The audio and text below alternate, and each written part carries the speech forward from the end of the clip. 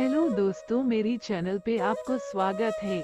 आज की कहानी विजयनगर की राजा कृष्णदेव राय की अष्टदिग्गज तेनाली रामा की चतुराई की कहानी है। कहानी अच्छा लगे तो एक लाइक करके चैनल को सब्सक्राइब कर देना। कहानी में आगे बढ़ने से पहले आज की पहेली है, वो क्या है जो ऊपर भी जाती नीचे भी जाती परंतु हिलती नहीं है? कमेंट करिए।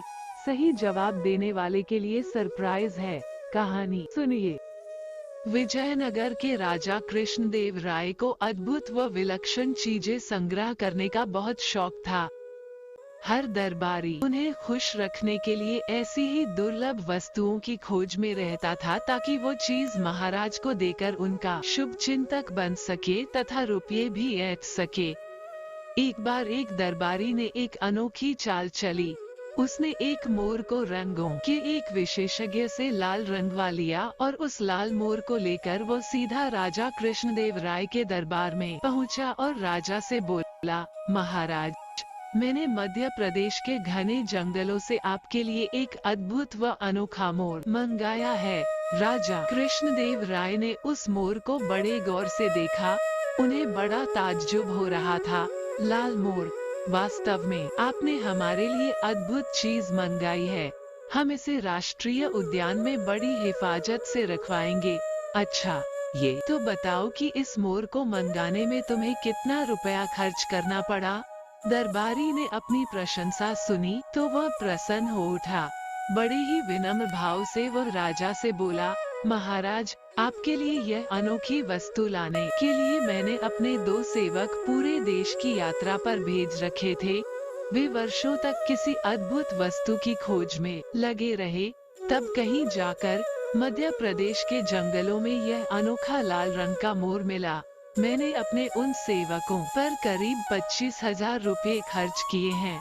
उस दरबारी की बात सुनकर राजा कृष्णदेव राय ने तुरंत मंत्री को आज्ञा दी, मंत्री जी, इन सज्जन को 25,000 रुपये राजकोष से दे दिए जाएं। मंत्री को यह आज्ञा देकर राजा ने दोबारा उस दरबारी से कहा, ये तो आपको वो रुपया दिया जाता है जो आपने खर्च किया है। इसके अलावा 1 सप्ताह बाद आपको उचित पुरस्कार भी दिया जाएगा। दरबारी को भला और क्या चाहिए था? वो तेनाली राम की ओर कुटिल भाव से देखकर मुस्कराने लगा।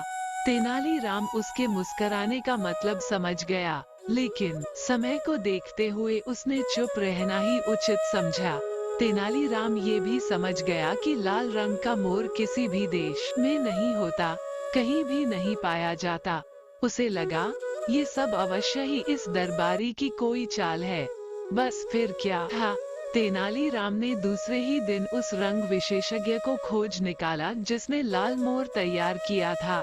तेनाली राम 4 और मोर लेकर उस चित्रकार के पास पहुंचा।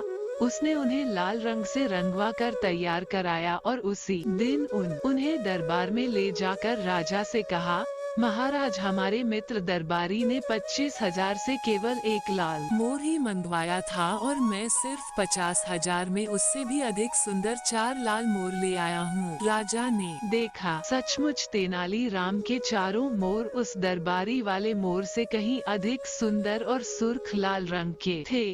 राजा को आज्ञा देनी पड़ी, तेनाली राम को राजकोष से 50,000 रुपये फौरन दे दिए जाएं। राजा कृष्णदेव राय की यह आज्ञा सुनते ही तेनाली राम ने एक आदमी की ओर इशारा करते हुए राजा से कहा, महाराज, पुरस्कार का सही अधिकारी यही कलाकार है, मैं नहीं हूँ। यह आदमी एक अनोखा चित्रकार है। ये किसी भी वस्तु का रंग बदलने की कला में निपुण है। इसी ने नीले मोरों का रंग लाल करने की कला दिखाई है। अब राजा को सारा गोरख धंधा समझते देर नहीं लगी। वो समझ गए कि पहले दिन दरबारी ने उन्हें मूर्ख बनाकर रुपये ठगे थे। राजा ने फौरन ही उस दरबारी पर 25,000 लौटाने के साथ ही 5,000 रुपये जुर्माने का आदेश दिया और चित्रकार को पुरस्कृत किया। दरबारी बेचारा क्या करता, वो अपना सा मुंह लेकर रह गया। राजा कृष्णदेव राय को खुश करने की सनक के चक्कर में 5,000 रुपये भी गंवाने पड़े। अंत तक देखने के लिए